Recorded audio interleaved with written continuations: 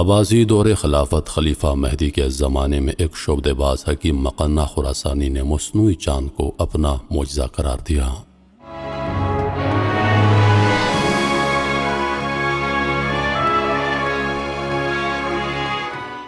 خلیفہ مہدی نے اس فتنے کا قلع قمع کر دیا۔ اس کی موت کے ساتھ وہ چاند بھی غروب ہوا۔ بعض نے اسے جادوگر کہا ہے۔ عباسی دور خلافت میں خلیفہ ابو جعفر المنصور کے زمانے میں خراسان کے علاقے مرو کے ایک معمولی گاؤں میں ایک دھوبی کے گھر بیٹا پیدا ہوا۔ اس کا نام ہاشم یا ہشام رکھا گیا، لیکن یہ مشہور ابن مقنع کے نام سے ہوا۔ اس کی وجہ تسمیہ یہ ہے کہ وہ کراہت کی حد تک بدصورت ہونے کے سبب نقاب اوڑھ کر رہتا تھا۔ مقنع نقاب کو کہا جاتا ہے۔ خراسان کے ایک گاؤں میں دھوبی کے گھر پیدا ہونے والے اس شخص کی کوئی پہچان نہیں تھی، البتہ اس کی شکل و صورت انتہائی بد شکل اور کریہہ تھی کہ لوگ اس سے کراہت محسوس کرتے تھے اور اس کو اپنے قریب نہیں آنے دیتے تھے۔ لوگوں کی اس نفرت کے سبب اس کے اندر کے حسد اور احساس کمتری نے اس کو حد سے زیادہ متاثر کیا۔ اس کے دماغ میں یہ بات بیٹھ گئی کہ یہ لوگ جو اس کو کمتر اور بدصورت جانتے ہیں، اسے ان لوگوں پر حکمرانی کرنی ہے۔ ابن مقنع اپنی جوانی کے زمانے میں گھر چھوڑ کر چلا گیا اور نہ جانے کہاں کہاں کی خاک چھانتا پھرا۔ اس دوران اس نے علم کیمیا، جادو، شعبدے بازی اور دیگر علوم و فنون سیکھے اور کئی سال تک اپنے گاؤں سے غائب رہا۔ خلیفہ مہدی کے زمانے میں یہ اپنے گاؤں واپس آ گیا۔ یہ ایک دور دراز گاؤں تھا جہاں دین کے معاملے میں جہالت تھی۔ اس نے اپنے جادو اور کیمیا کے علم کے بل بوتے پر لوگوں کو طرح طرح کی شعبدے بازیاں دکھا کر ان کو اپنا گرویدہ بنا لیا۔ جب لوگ اس سے بہت زیادہ متاثر ہو گئے تو اس نے پیغمبری کا دعویٰ کر دیا۔ جب خاصے لوگ اس پر ایمان لے آئے تو وہ انہیں لے کر ماورل نہر کے علاقے کش میں پہنچ گیا۔ دشوار گزار پہاڑی راستوں کے درمیانی علاقہ اس کے مذموم مقاصد پر پورا اترتا تھا۔ وہاں اس نے ایک قلعہ تعمیر کر لیا۔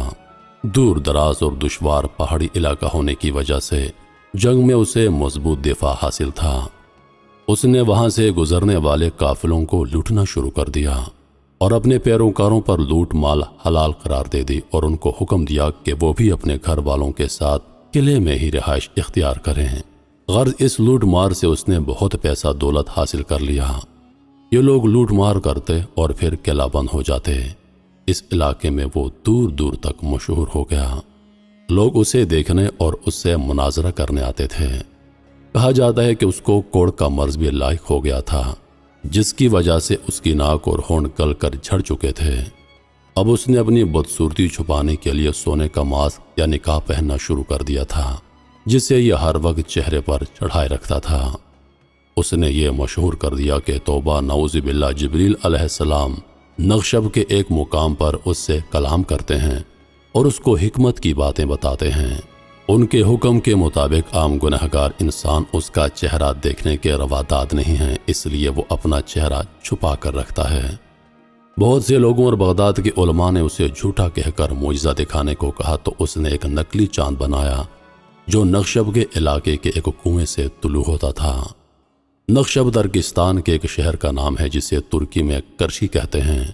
علماء و ماہرین کا خیال ہے کہ اس نے ماہ نقشب بعض فلزات مثل سیماب وغیرہ کی لاگ سے بنا کر نکالا تھا جو 2 ماہ تک غروب نہیں ہوتا تھا اور 4 فرسنگ یعنی 15 میل تک اس کی روشنی پہنچتی تھی۔ یہ چاند سیماب اور چاندی کے اجزائے ترکیبی اور مقنع کے فن شعبدے بازی کا کمال تھا۔ ضعیف العقید لوگ اسے خدا سمجھ بیٹھے۔ وہ چاند نقشب کے کنویں سے طلوع ہوتا اور تقریباً 15 میل کی مسافت کو روشن کرتا۔ یہ ایک حیرت انگیز بات ہے کیونکہ آج سائنس کی حیرت انگیز ترقی کے باوجود سائنسدان بجلی کے ہوتے ہوئے کوئی ایسا بلب ایجاد نہیں کر سکے ہیں جو اکیلا اتنے بڑے علاقے کو روشن کر سکے۔ اردو ادب میں بھی اس کا ذکر ملتا ہے۔ اب مقنع کے چڑھائے اس چاند کی خبر دور دراز تک پہنچ گئی اور لوگ جوگ در جوگ اس کے پیروکاروں میں شامل ہونے لگے۔ بہت سے لوگ گمراہ ہوئے اور اس کو سجدہ کر کے خدا مان لیا۔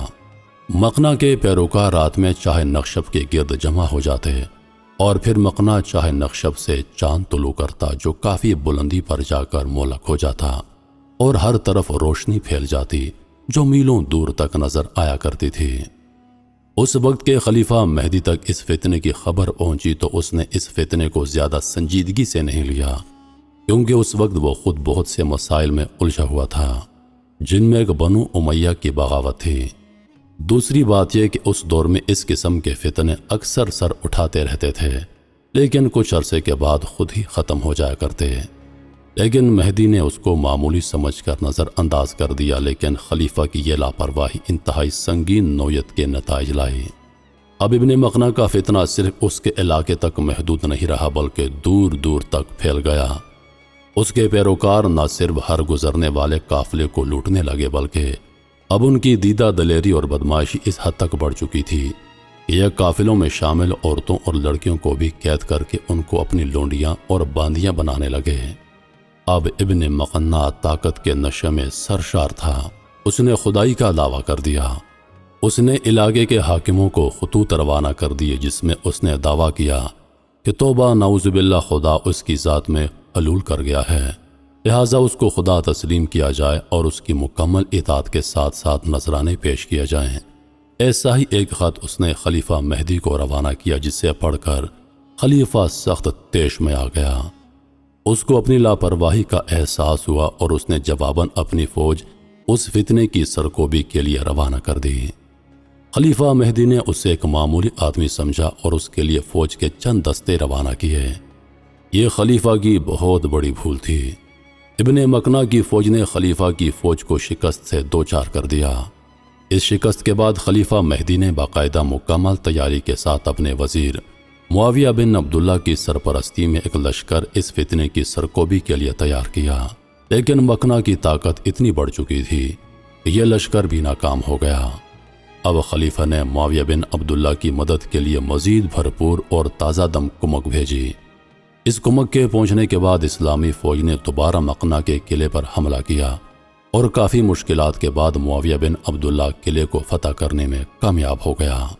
اپنی شکست دیکھ کر ابن مقنع نے قلعے کو آگ لگا دی اور اپنے پیروکاروں کو اس میں کودنے کا کہا اور خود قلعے سے فرار ہونے کی کوشش کی۔ یہاں تاریخ کا اختلاف ہے۔ بعض جگہ مورخین نے لکھا ہے کہ اس نے اپنے پیروکاروں کو زہر دے دیا تھا۔ بہرحال قلعے سے فرار ہونے کی ناکام کوشش میں وہ پکڑا گیا۔ حکیم مقنع کی موت کے متعلق بعض مختلف روایتیں ہیں۔ بعض لوگ کہتے ہیں کہ مسلمان قلعے میں داخل ہو گئے اور انہوں نے مقنع کو قتل کیا۔ بعض لوگ کہتے ہیں کہ اس نے پہلے اپنے تمام رفقا اور رشتہ داروں کو زہر پلایا اور پھر خود بھی زہر پی لیا۔ ایک روایت یہ ہے کہ اس نے ایک گڑھے میں آگ جلوائی اور اپنے متعاقدین کو جمع کر کے کہا کہ جو لوگ میرے ساتھ فردوس بری میں رہنا چاہتے ہیں وہ اس آگ میں میرے ساتھ کود جائیں۔ چنانچہ بہت سے لوگ اس آگ میں کود گئے، ان میں حکیم مقنع بھی تھا۔ اس کے خاندان کی ایک عورت جو اس قلعے میں بچ گئی تھی، اس کے کہنے کے مطابق مقنع نے ایک بڑی دعوت کی جس میں اس کے خاندان کے تمام افراد، بیویاں، لونڈیاں، کنیزیں اور قریبی رفقا شامل تھے۔ سب کو کھانے میں زہر کھلا دیا۔